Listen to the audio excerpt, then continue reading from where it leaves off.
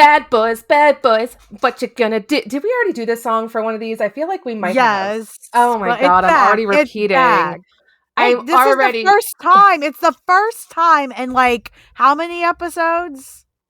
No, I guess, but like if we're not even at 100 episodes, we're not even a year into this podcast and I'm already repeating shit. I mean, like that's a problem. But also, I just have a terrible memory because I'm almost 40. But anyway.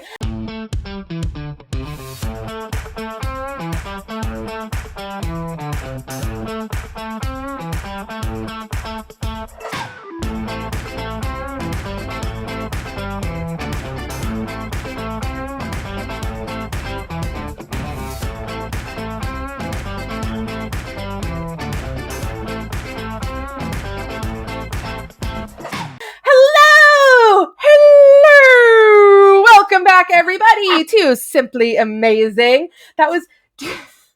Lauren, did you ever watch Seinfeld? I tried, and I've never understood why people like it. I might have to try harder. Sorry, fans. You're gonna have to try harder. You're gonna have to try harder. I'm just sorry. That was I was doing the belly button voice. Hello. Oh, so that was okay. That was fully intentional. Okay. Yeah. I wasn't just segueing into anything. Yeah. So I am Lisa, aka the OG Nocturne, and of course I am blessed by the gorgeous visage on my MacBook screen right now of the fabulous co-host I have right here. Lauren, go ahead. Tell him about yourself. Okay, she is lying. I am in a t-shirt with headphones on and my fuzzy robe. This is my fuzzy robe. But who's on your t-shirt though?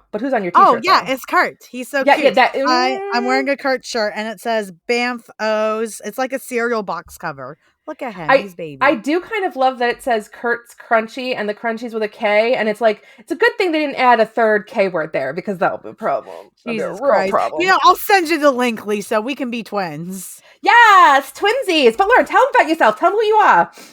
Yeah, I'm Lauren, your friendly neighborhood bi, and I do lots of nerdy things, as you all know.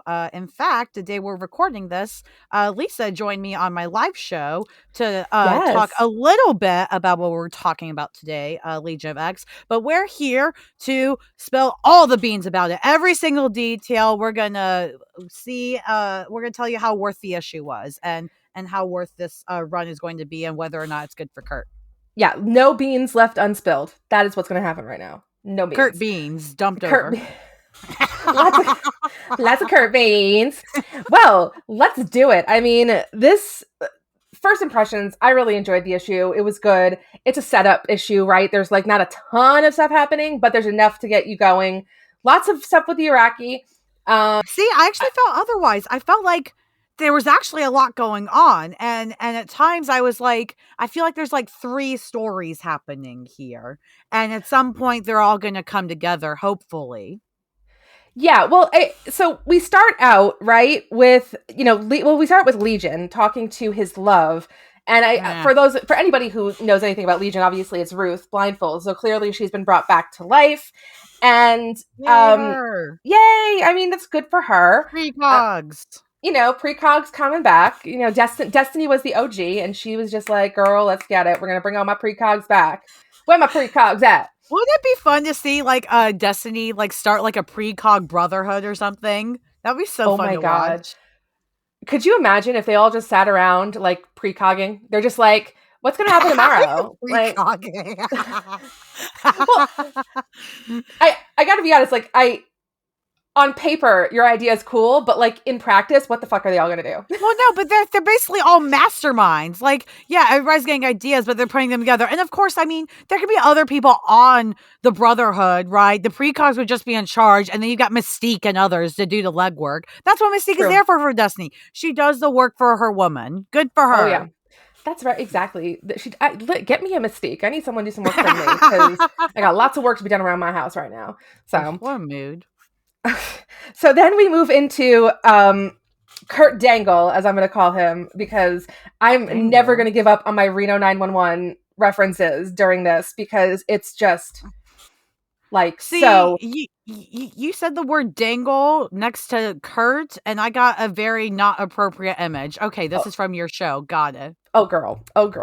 It's okay. I get it 100%. Why I was confused. No, it's 100%. I get it. It's just they have this morning meeting, and it's for anybody. I mentioned this on the live that we did. For anybody who's seen Reno 911, this is textbook right out of Reno 911, like that morning meeting of like, hi y'all, let's talk about what's going on. All right, there's a right down by the tiki bar. I think Blob is giving away, like he's giving alcohol to minors. So who's gonna go check out that? And blah, blah, blah. Like that's what it is. It's so like textbook out of that. But basically, he's like, get out there, get some bad guys and keep the spark, keep the peace, keep the law, keep the spark. Which again, what the fuck is the spark? We really don't know much about the spark yet. So. Stop making Kurt a cop. Ugh. We'll get there though. We're going to talk about this because there is hope, everybody. There is hope. There is absolutely hope. And not just Hope Summers. Listen, the Summers family. Maybe I'm just in a weird state of mind today, but we can talk. I'm just saying, I found this article. See, I don't know. I don't care that much about Cyclops, so I don't really know like all the ins and outs. I'm just gonna be real. I just don't care that much. Like, but they were saying this thing about how his power comes out of a pocket dimension, and it's like, yeah. Oh, everybody gets a fucking pocket dimension now. Everybody gets a pocket dimension. Like, Kurt's the OG of the pocket dimensions, guys. He's the number one, okay? Brimstone is life. Hashtag. Exactly. And you know what? You know who else can have a pocket dimension? His daughter, because it's his daughter. She inherited it. Otherwise, everybody getting these fucking pocket dimensions. Does Bobby have an ice pocket dimension? Like... like Anole or whatever you name, he's got like a lizard pocket dimension where like he can pull out lizard arms and shit. I mean, it's just so stupid. I don't know. It just seems ridiculous. Like everybody's got a pocket dimension. What's in these dimensions? What's in this dimension? Is it just it's just concussive beams coming out that come out of his eyes? All that exists. Yeah. That's all that exists in this dimension. That's not a dimension. That's not a dimension. I'm sorry. It's a concussive dimension. But like, who lives there? No one. It's a concussive dimension. But then what's the purpose? Other than, like, the thing is, that bothers me is, like, so an entire dimension exists just so Cyclops can use his powers. An entire dimension. It seems like a waste of space. I gotta be honest. It just seems like a waste of space. I mean, that's fair and valid. Yeah. You're absolutely not wrong. Sorry, Cyclops fans. He's not in this issue, really. Lisa just had thoughts that are valid. I just had thoughts, and sometimes I have to share those thoughts. However, I am selling a piece of property in the concussive dimension, if anyone's interested. Oh my God. The rates are very low, and there is no property tax. So DM me. But there is brimstone tax because the brimstone dimension has some property laws that allow them to have a say. I have a question for you. We've gone so off the rails at this point, but I don't care. I have a question for you. Where would you rather live? The brimstone dimension where it smells like shit and is probably really hot, or the concussive dimension? Well, I don't think I can live in the concussive. I would die, so it has to be the brimstone. I know, but like, do you it's like your choices between like living with rotten eggs all the time and death, I guess. Ugh, I mean, listen, I would just be like, hey, Kurt, can you bamf me some like air fresheners? Okay, thanks. Like, that's true. But like, he can't actually get there is a thing. Like, he can't get there. He's been there before. He can find a way. It's whatever. Okay, well, fair enough. Okay, good answer though. To be fair, thank you. You're not wrong. Like, you don't it's better to guess to smell than to die. So, like, that should be a t-shirt. It's better to smell than to die. Because you can't live. Yeah, like that's not even an option. You'll just die if you go there. Exactly. So after Kurt is like, y'all go do your things. I gotta go meet with some people. We go back to Legion, and he's kind of very Dr. Manhattan-y, but with pants. Right? Like, he just seems like very like this, like he's like made of blue energy, and then he's kissing Ruth. I gotta be honest, I did not realize how romantic their relationship was. I thought they were like just BFF, like hetero BFFs. I feel like I'm like when people have been like, oh my God, those two women, they're gay, or like, oh my God, these two men are actually gay. Yeah, they're not just friends. That's what I'm dealing with right now, though. I am. Yeah. I'm like, I thought they were just friends. I thought they were good friends. I did not know that there was all this happening. Well, at least you're not one of those people that's like, I mean, even though they're like making out, they're still friends, right? I mean, maybe they are. Who knows? I have made out with friends in the past, so it is a T. Sure, but they're super romantic with it too. It's all like, I've got us, or blah blah. To be fair, I am not well versed in their history, so all that Yeah. stuff was just weird. Like, it wasn't bad or good, it was just weird. So I was just like, all right, well, this thing's happening, I don't really know what to do with it, so I'm just gonna keep reading. Yeah, that's the thing. We're just going to go ahead cross. I want to talk to you about the 3 laws of Krakoa as they are here, because Yes. I did tweet about it last week. And we'll start with the make more mutants. We cannot and must not enforce a doctrine of compulsory fuck or die. Yeah, I like how they put that in, where it's like, okay, yeah, we're not gonna like make you have babies. It's not like we're the United States of America and we're gonna make you have babies. I like that, but part of me, and then it goes on to say the 5 are resurrecting dead mutants on an industrial scale, writing the genocides of the past with the benefit of thought and counsel. I believe the most intelligent application of this law is to leave it to them. I tweeted about this. I kind of love that, only because I have very much had this like headcanon that Kurt's whole idea behind Make More Mutants was like, oh my god, someone will finally have sex with me to have a baby. Like, I'll finally have a baby, what I've been trying to have for fucking ever. Because I keep having daughters just show up, but they're not like, and then they go away. So like, what the fuck? I want a child. And then like he makes the law, and then everything kind of goes weird, and there's the whole thing with Stacey X and everything. Now he's like, no. Listen, I never said that we all had to fuck each other and make babies. That's not what I meant. If you want to do it, I'm here for you. I can do, like, I'm here ready to do it. But that's not what I meant. What I meant was like the 5 is going to do it. But if you really want to have a baby, I'll have a baby with you. But the 5 is the rule. That's the law. So I don't know. I just think it's kind of funny. Like, and then moving on to go ahead. I'm sorry. Oh, well, I was just gonna say it's also interesting for him because and we can talk about this more as the issue goes on with, his interaction with a certain character, but to me it almost seems like he is going away from the being a priest but also not thing. Like he's it seems that he could be embracing his religion more as a spirituality finally, because I mean, if you think about it, he was raised Catholic. Catholic is fuck, have sex, you must reproduce. That's why they, so many don't believe in contraception and stuff. That's that's just how they go. And Kurt's going completely against that. He doesn't believe that should be a thing. And that's a huge part of his religion. And that's probably a huge reason why he suggested this law in the first place. I don't necessarily believe that his intent behind the law was purely the 5, but I think he has thought a lot about it now and realized, okay, so maybe it was fun and thought to say that and see it that way, but yeah, I can't actually make people do that. Like, that's not right, even if I may think so religiously in some way, which it isn't, but whatever. Yeah, no, I think there is zero like chance that his initial meaning of it was the 5, because he actually, I'm 90% sure, and again, I this was back way back, but like I'm 90% sure that he references the Bible when he makes that statement, right? Like he says something about the Bible when he makes that statement. And of course the Bible is very clear, be fruitful and multiply, which I mean, that means get fucking. So I agree. I think that's a really good point, and a really good way to kind of frame this is that he does have that Catholic background, which all of us frame our own personal experiences around, our background and what we've been through. And so, of course, if the idea is make more mutants, well, how do you do that? You get fucking and you make more mutants. But now it's all about the 5. But still, I think he's a little bitter. I think he's like, everybody's having babies but me. So, well, it's also interesting because if you think about it, so now that law completely depends on the 5, and obviously so much of Krakoa depends on 5 because resurrection. So what could happen, right, as time goes on? What if something happens to the 5? What do you do without the 5? 1, you can't resurrect, but also 2, you're not making more mutants. How do you make more mutants? Then you have to look at these other options. That's true. And let me tell you, like, yeah, the 5, I mean, they're killing it.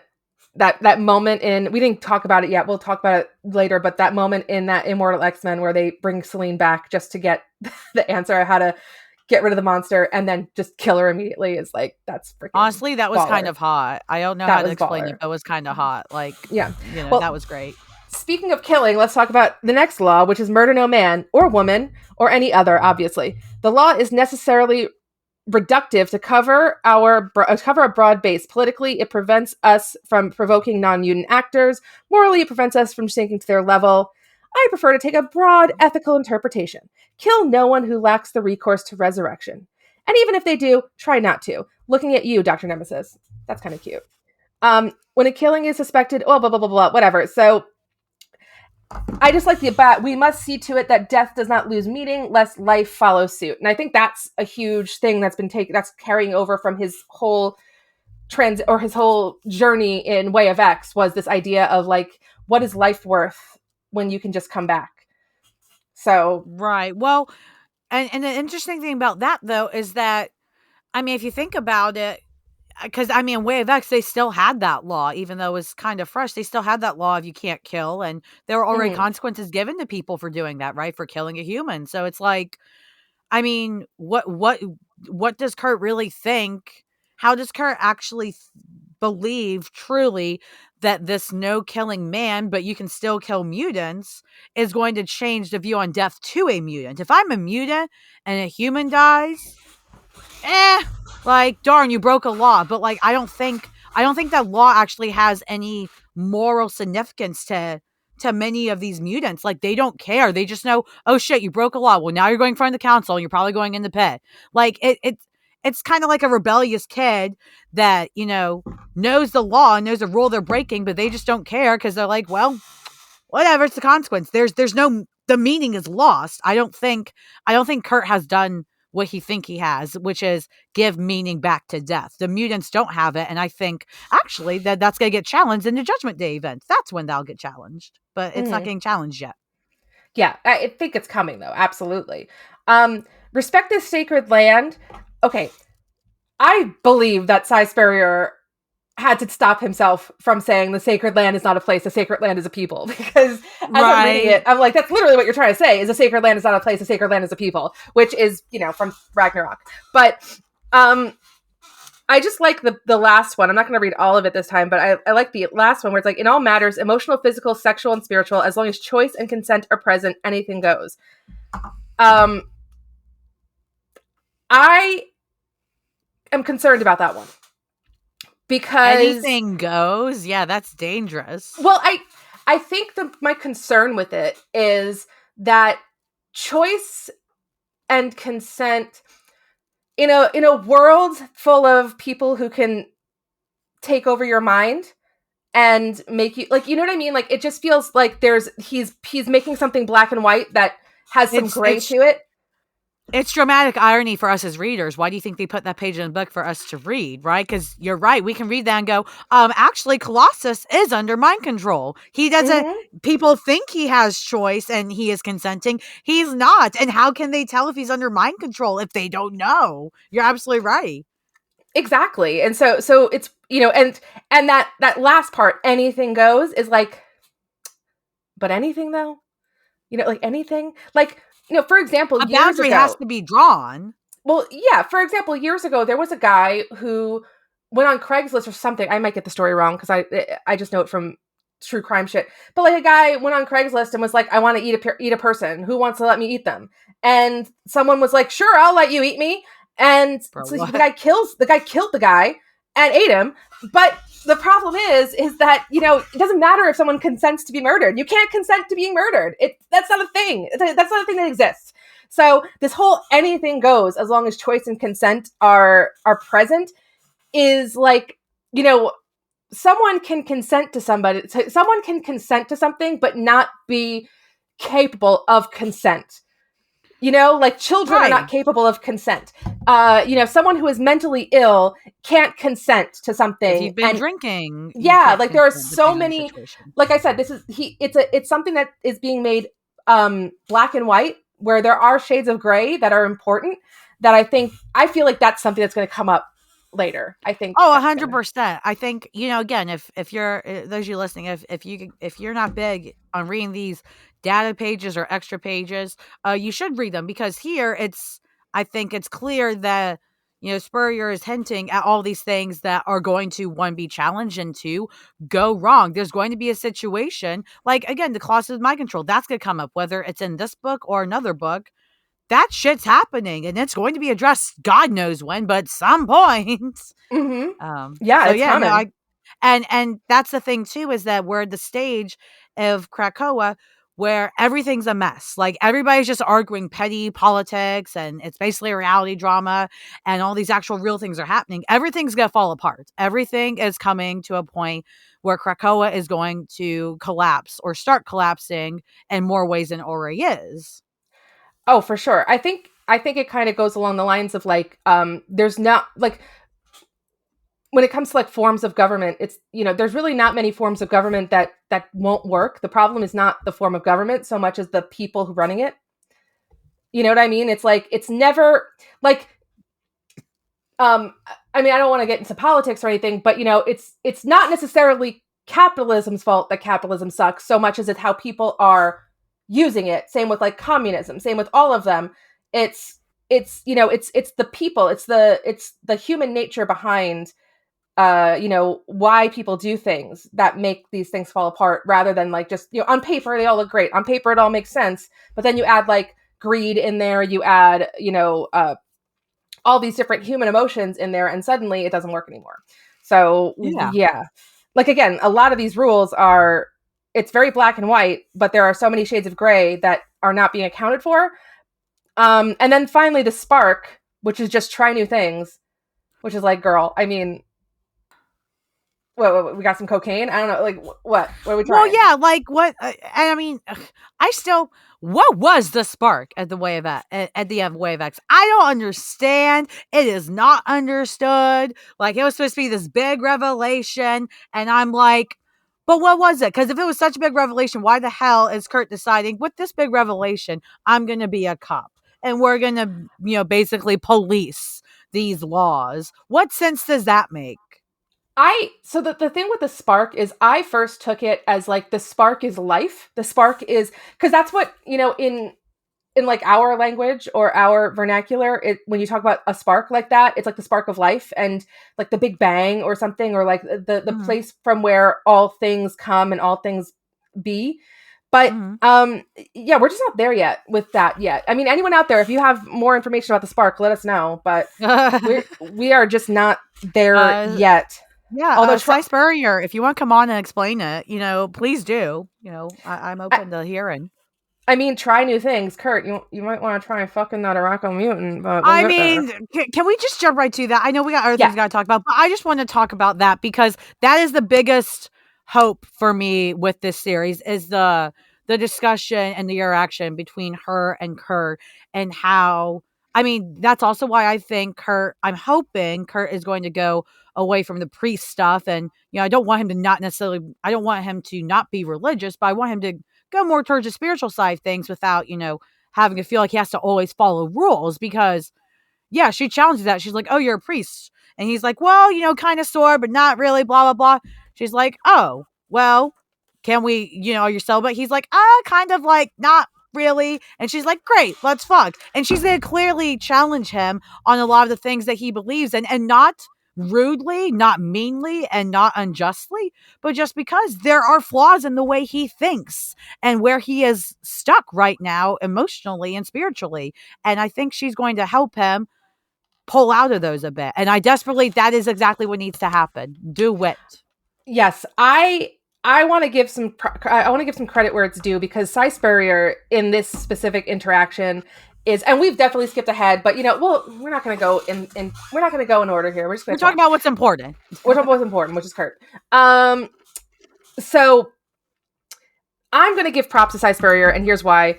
Everyone else is like doing their damnedest to ignore the Austin run, and he actually mentions it, and he actually brings it up. Which, don't get me wrong, like, just because you don't like what happened in the stories doesn't mean it didn't happen, and unfortunately we have to deal with it. So the two things he says where he kind of talks about a little bit about, I was a priest and then it turned out to be a whole illusion and blah blah blah, it didn't really stick. But the part that he says about like the celibacy, that was the part that didn't stick.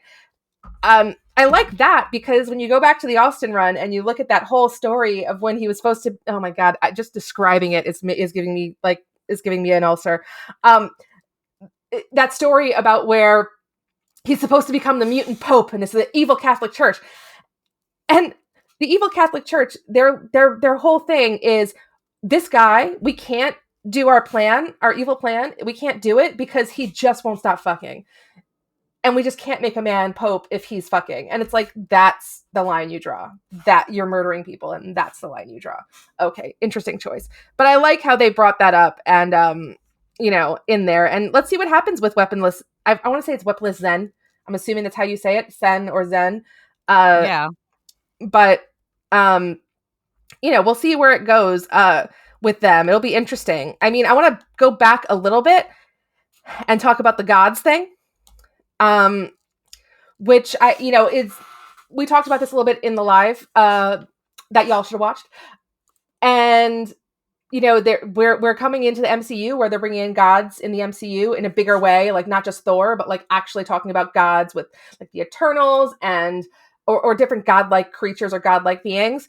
And of course, in Thor: Love and Thunder, we're gonna have the Zeus and hopefully Hercules. I'm really hoping Hercules shows up. That'll make my day.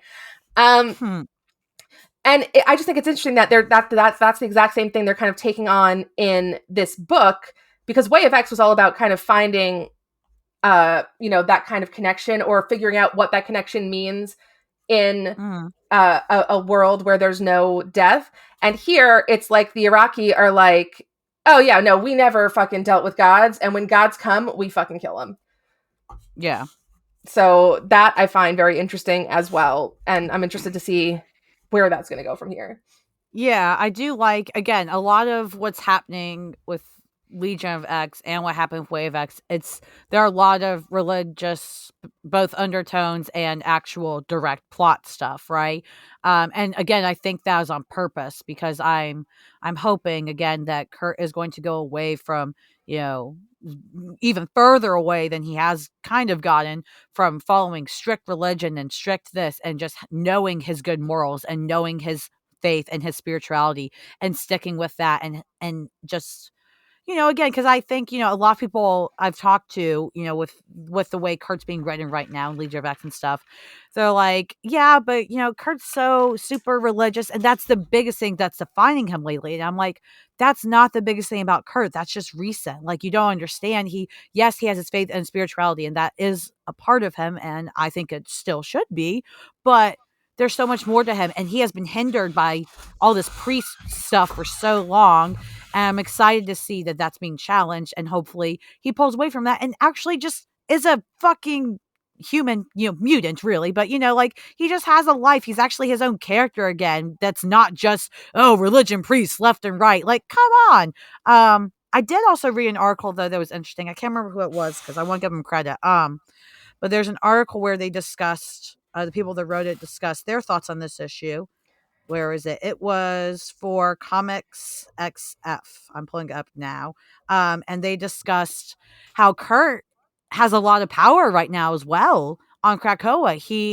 He's on the council. He's in charge of these legionnaires, which are basically the cops. So basically he's in two forms of government. He both makes the laws and enforces them.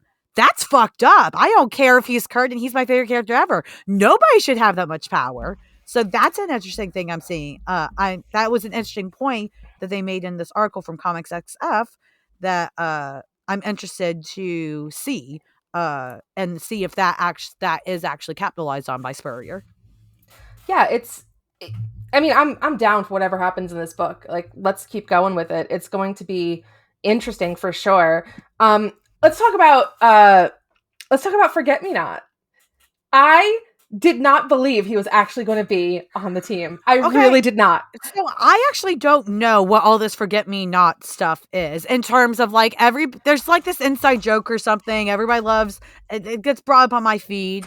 I have no clue what the fuck it is. So can you explain it to me? So as far as I remember, and this is going back years, like Forget Me Not is a character that was in like one issue or something. It was just like Mhm. he was in a single issue of X-Men, but his whole deal, his mutant power is like to be forgotten. Like that's his whole mutant power. And I feel, yeah, and I have to be honest, like the guy has to have some mental fortitude because I cannot imagine how much it fucks with your mind where nobody can True. remember that you exist and that they've met you before. Yeah. So but like yeah, so here's the thing. When they had the team at the end of Way of X and they had the picture of the team, they included Forget Me Not. And I was like, this is a Bob Q joke. Like this is a Bob Quinn joke because Bob Quinn is notorious for putting in little silly, Yes. stuff like soft serve, right? Like the mutant of the Mhm. hour soft serve. So I thought it was a joke. I thought he was joking. And then when he actually shows up, I'm like, oh shit, they're really gonna do it with Forget Me Not. Okay, this is weird. This is gonna be interesting. Um, and yeah, like Forget Me Not goes and arrests this weird Danny DeVito looking mutant who smokes. Um, yeah, and Juggernaut is there to help as well. And I like that. I like you have the right to remain smushed. That's cute. Like, but yeah, Juggernaut's there. I mean, I love Juggernaut. This is going back to the Austin run. I love Juggernaut as a good guy. I really enjoy, um, So that. something with that confused me though, and maybe I just should have known this and missed it. But with Juggernaut, so he mentions multiple times that well, he's not actually a mutant. So if he's not a mutant, why is he on Krakoa? Like who is allowing him to be there? Isn't there like a friends and family isn't there a friends and family rule? I mean, Kyle's on Krakoa. I mean, well, that's the thing. I'm like, who are they going to actually admit Black Tom and him are a couple? Because that would make sense. But as far as I know, the only exceptions to only mutants are Krakoa are like significant others or children, like not just your buddy, bruh. Well, I mean, he's Xavier's stepbrother, so. So Xavier was like, buddy, come Well, on over.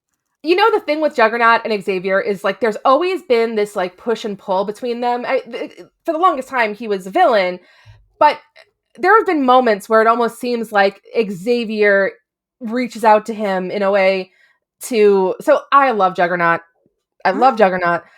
And a big part of Juggernaut's story is that he was raised by his father and Xavier's mother, but his father preferred Charles to him because Charles is yeah, smart and yeah. Juggernaut and Kane wasn't. So there was that, very awful like sibling rivalry between the two of them because Juggernaut's father, who is also named Kurt, incidentally, just did not like his own son and preferred his stepson over his own son. And that is really where the rivalry comes from more than anything else.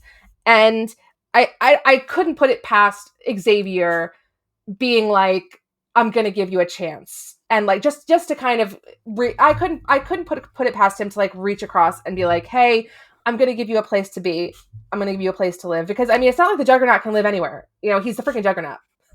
He's not a mutant, but he's Yeah. the Juggernaut. Well, and I guess I'm interested if this has been addressed on panel yet, like in any X book, because I don't read all the X books, so it's very possible I missed it and it was in another book. But like, because that's the thing, if he's gonna be on Krakoa and he's not mutant, and that hasn't been addressed yet, I'm here like, how the fuck is he there? But if those of you guys that listen to the pod, when you guys hear this, if it's been addressed on panel and you guys know, like, please tweet at the Twitter, like, yell at me and tell me, like, here's the panel, you dummy, you missed it. Because I'm just, like, concerned, like, that it hasn't been addressed. That he's just magically there and we're all just accepting that I feel he's like there for something. no reason. I feel like he said something at some point during this where he's like, "I'm not a mutant, but I live here," and it's like, okay, Jugs. I don't know. I'm like looking through the issue. Well, Not I know important. he mentioned Black Tom. Like, I know you talk with them. Like, are they basically just telling me to accept that he's there because of Black Tom? But Marvel's also like, but we're not gonna say they're gay yet. Just say it. It's fine. Move on. Like, it's I think Xavier has something to do with it, because there's that panel later on in the issue where Juggernaut's like, yeah, my brother, like Xavier, maybe you've heard of him, and it's just like, okay, Yeah. you know, like, all right, like, okay, Jamie Lynn, relax. Yeah, so, but can we talk about Spike for a second? Because I don't understand this kid. Like, there's this purple kid named Spike, but Spike, I'm like, is this X-Men Evolution Spike? No, he's not purple, he's red. But it's not X-Men. I don't know. I'm like, who's the Spike kid? Why would you name him Spike if it's not X-Men Evolution? I don't get it. You know, I do love, you know, Weaponless Zsen immediately, like, attacks Nightcrawler, and, like, he fights back. And, of course, like, that's, like Arakki foreplay. So, you know. Listen, it's also Kurt foreplay. Let's be real. He is 100% the guy that has all good intentions. And so he starts this conversation with her. You know, they're talking. He's like, wait, so if you, you know, if you're weaponless, that means you're not a mutant. And then she basically smacks him, or tries to smack the shit out of him, because that's beyond disrespectful. And Kurt doesn't understand why. He's like, I'm just trying to figure out what's going on here with your terminology. And she's like, I'm weaponless because my power cannot be used in physical combat. They don't see its use there. So I'm weaponless, but I'm still a mutant, you asshole. And then he realizes he was out of line, and he's like, oh shit, like, my B. But I like this. They have tension. They can be fighting and then fucking within 3 seconds. I love it. I'm going to be real. I think there's something for almost anybody in this issue, depending on what plot or character development you're most interested in.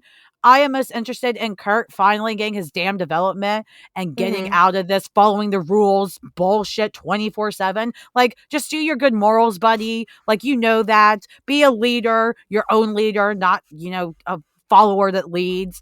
And she is going to help him become that. And I hope, again, like we've talked about before, he deserves an actual love interest that's actually there, that's not his foster sister. And just based off this, she could be that. So knock on wood, Spurrier and X Office, please let him have it. Please, God. And she's right. Imagine how great the kids will look. Okay, let's not get ahead of ourselves here, all right? Let's not get ahead of ourselves. I am not ahead. I am on the train. Choo choo, Hong Kong. Let's go. Here's the thing. I don't believe that Weaponless Zsen is interested in a relationship. She is interested in fucking, because she kind of even insults him. That's how it always starts. But that's how these relationships start. You start out and she's like, I just want to fuck. He goes, okay, fine. Eventually, whatever. They fuck. And then he's all cutesy with her, but she's like, no, I'm going to protect myself because emotional stuff. And then eventually he's like, okay, fine. I'm fine just fucking. But then just when he gets comfortable with that, within a couple weeks, she's going to start getting feelings for him. It's going to be great. It's a fanfic. I'm here. I'll write it, Marvel. Spurrier, if you need help, let me know. I'll read it. I'll definitely read it. I just want to point out, like, she legit insults him in a very clever way, which is cute, where they're talking about her power, and he's like, oh, it's beautiful. And she says, it isn't, it's pointless. And I know pointless when I see it. And she's looking right at him.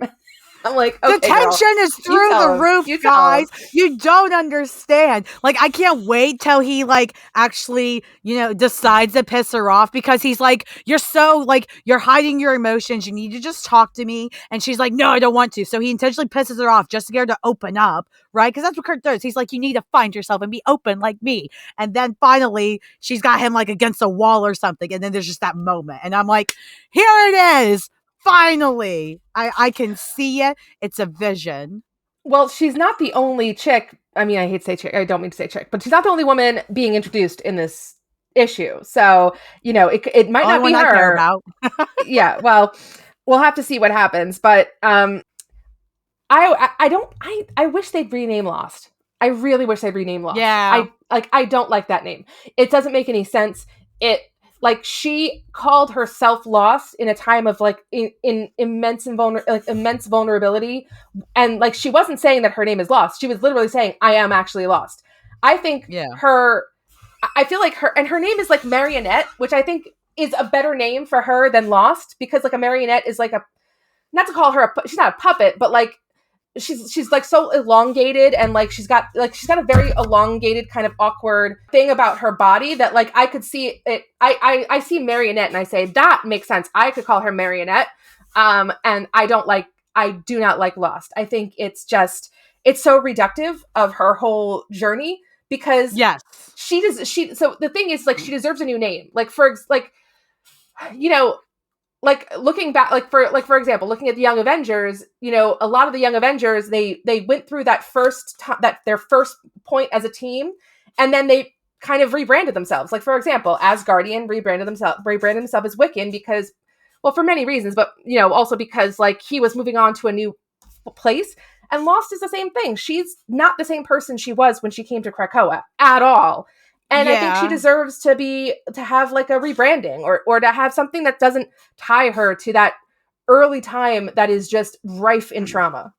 Well, and I know for a lot of fans, that was one of the biggest issues they had with Way of X, was Mm-hmm. how Lost was handled, how she was kind of just used for the plot and the story, and that shit wasn't right, and through her trauma and stuff, that was fucked up. And I agree, that is the absolute worst thing about Way of X, and I don't blame people if they say they do not like Way of X at all just because of that. That said, yeah, she definitely deserves to, one, have, her story rewritten, not rewritten, not what happened in the past, but yeah, she needs a story for her. And yeah, she needs a new name. I mean, it's simple. You don't even need a big reason. Like Kitty Pryde, she's gone by Kitty. She started going by Kate because she wanted to finally. Good for her. Lost doesn't need a Hugh region, even though I agree with everything you said.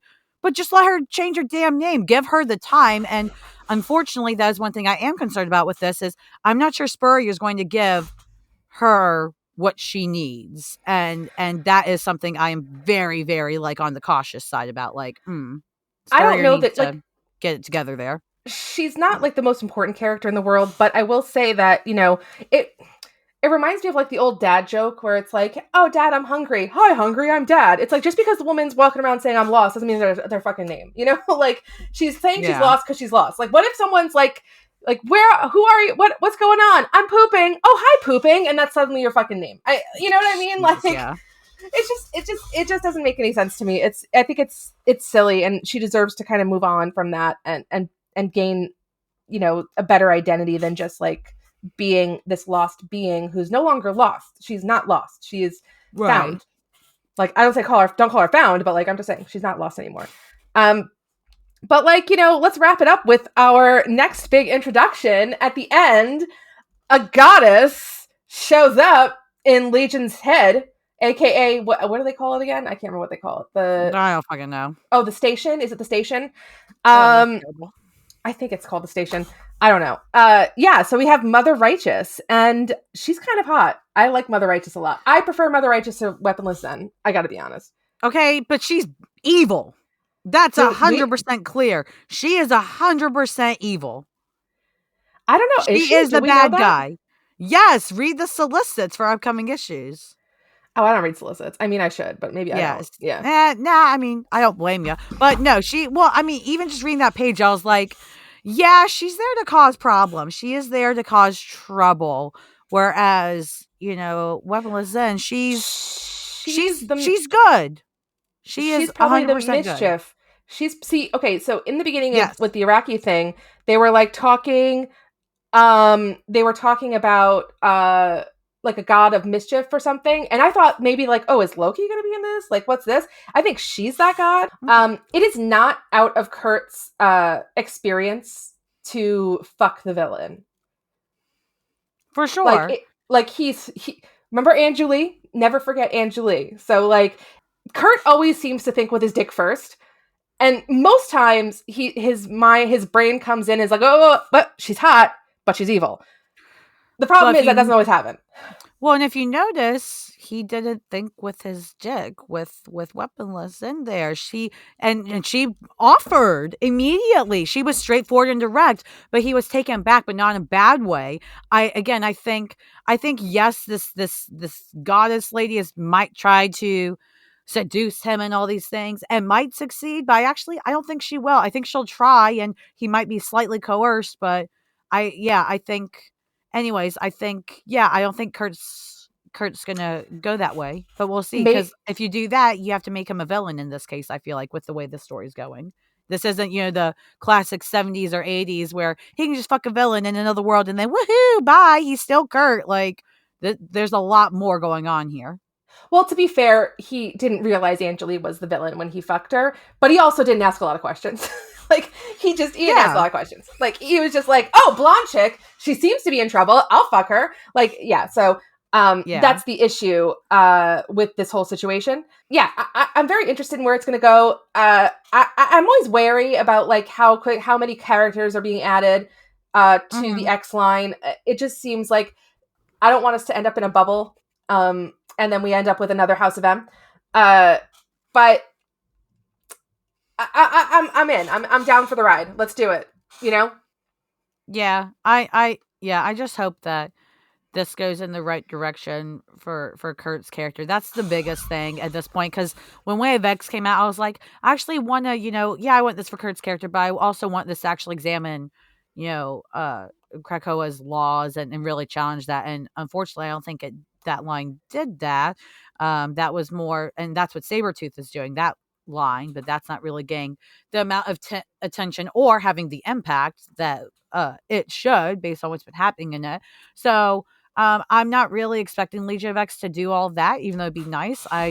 The only thing I want, please move Kurt's character away from this crap he's been doing for the last how many years and get him back on track as a character. Please, God. Thank you. Yes. I think the funny thing is like, for those of you who weren't reading comics way back in the early 2000s, Kurt becoming a priest was like a surprise. It wasn't like something that it happened all of a sudden. There was in like late 90s, early 2000s, there was that 6-month jump where they just basically took all the books and they paused it, and then they just jumped ahead 6 months and were like, here's what happened. And everybody's different. And Kurt was a priest suddenly. It was like, what the it was jarring for everybody reading. It was like, whoa. Like, he's a priest now? How? Like, he was literally just an Excalibur fucking his way through fucking Europe, and now he's a priest. Okay, this makes no sense. But the funny thing is that's even addressed in the Austin run, where Kurt's like, oh, I'm a priest, and Bobby's like, what the fuck? What are you talking about? You're a priest. You never were a priest. So it's like the whole priest thing. So many people are so married to him being so religious, and it's just like it's just not. It's not part of his character for like the majority of his character. He's always had faith. But I think I've said it before, like I see his religion very the way I see Kitty's religion, where it's like she wears the Star of David. She probably goes to temple, on the big holidays, and she observes the holidays, but she's not going every week. She's not a rabbi. She's not, And I see the same thing with Kurt, where it's like he probably wears a crucifix. He goes to church on Christmas and Easter, and maybe he'll go a couple times to confession, but we're not. This is not like. Well, yeah, because there's different ways to, I don't want to get too much into, I guess that's a whole other topic, but there's different ways to, practice your faith, right? And all that. And just, you don't have to go to church every Sunday or whatever for your religion, or, become a priest or blah, blah, blah, to be a good Christian or, whatever your religion is.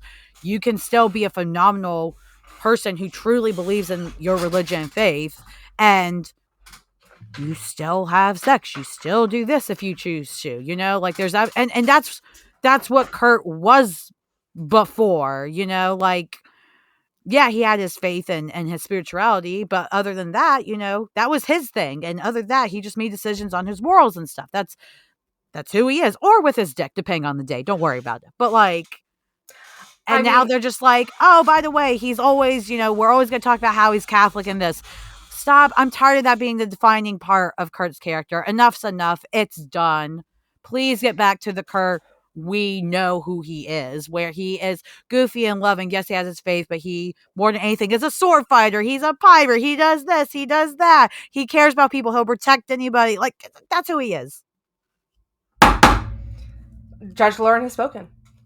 Oh, it's law. It's law. Marvel, you have to do it now. You have to. You have no choice, Marvel. Otherwise, we'll find a way to sue you. I don't know. No, we're not going to sue you. No. Just a joke. We'll take you to court. to comics court. Yeah, yes, to comics court here on the pod. Dun dun dun dun. Oh my God, who would be the? Okay, we're gonna need to do an episode about comics court, because now I'm obsessed with it. We're gonna do a comics court episode, but I think for now, That was Legion X, everybody.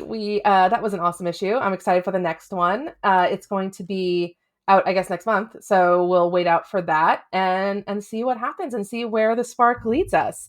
The spark says try new things, everybody. So why don't you try new things this week?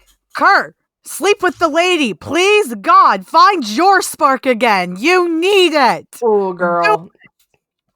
Find your spark and plant it, baby. I mean, seriously, listen, I would option myself, but he is fictional, so, you know. Yes. But honestly, okay, I'm just going to say it like this. I think this is, maybe I'm being silly, but everybody out there, try something new and then tell us about it. Because I think that'd be fun. I'm down. You do it. What you do it too. I'm going to do it. We're going to try something new. All right, bet. All right. Yeah, I'm probably not going to do it. I'm probably going to forget. But you're going to do it. If I'm doing it, you are. Okay, yeah. No, we're all going to try something new this week. We're going to do the spark. We're going to live the spark, guys. The spark. I can't wait to figure out what my spark is this week. This is exciting. Girl, I'll tell you about your spark, girl. Girl, no, you won't. That's true. I don't know. What happens with the spark stays with the spark. Oh, done. That is it. That is the end right there. Perfect. Perfect. Well, guys, thank you all for joining us again for another fabulous episode of Simply Amazing. Where can you find us? You can find us online. We are everywhere. We're on the webs. You can find us at www.simplyamazingpod.com. I like how I'm showing my age with the www. http://. We also are on Twitter. We're on Facebook. We're on Instagram. We're on Twitch. We do little lives on Twitch here and there. You can find all of our links on simplyamazingpod.com. I'm going to be putting something up there soon that I've been thinking about. I haven't even talked to Lauren about it yet, so I'll tell her. I really don't know. Maybe it's the spark. Maybe this is her spark this week. It could be the spark. Yeah, but come find us. Come talk to us. Tell us why you love us. Tell us why you hate us. Tell us if you're indifferent. We don't care. We love you anyway. Lauren, where can they find you? Yeah, you can find me on Twitter at friendlymBHDBI. You can find all my other links there, whatever. Definitely, if you missed it, check out the live show I did on the YouTube channel, Your Friendly Neighborhood Comic Show. Lisa and I were on there. We talked more Legion of X. We had writer Trey Steen, who is the writer of Vault Comics' We Write Titans on. Lots of chaos ensues once we start talking about kaiju and stuff. So it's a very fun time. You know, you get Kurt talk, you get kaiju. What more could you want? Here's the other thing you get. You get Lauren with a ridiculous game, making up her own damn rules and fooling us all. Like, that game was ridiculous. And I still take issue with several of the answers. I still do. Like, I can't believe I made y'all mad with my game. That was so hilarious. Yeah, you really did. Like, me and Tracy were getting angry. We were like legitimately getting angry. Although we did come to the conclusion that Peppa Pig is a kaiju. So yes, I think that's important. Yeah, I mean, there was a lot that was learned. You know, even though they were angry with me and wanted to throw me through my own screen, they were so nice. Oh my God, if we were all in the same room together. Oh, if we did both win. That's true. If we were all in the same room together, I don't know if you'd ever see Lauren again, because like we were so upset about this game.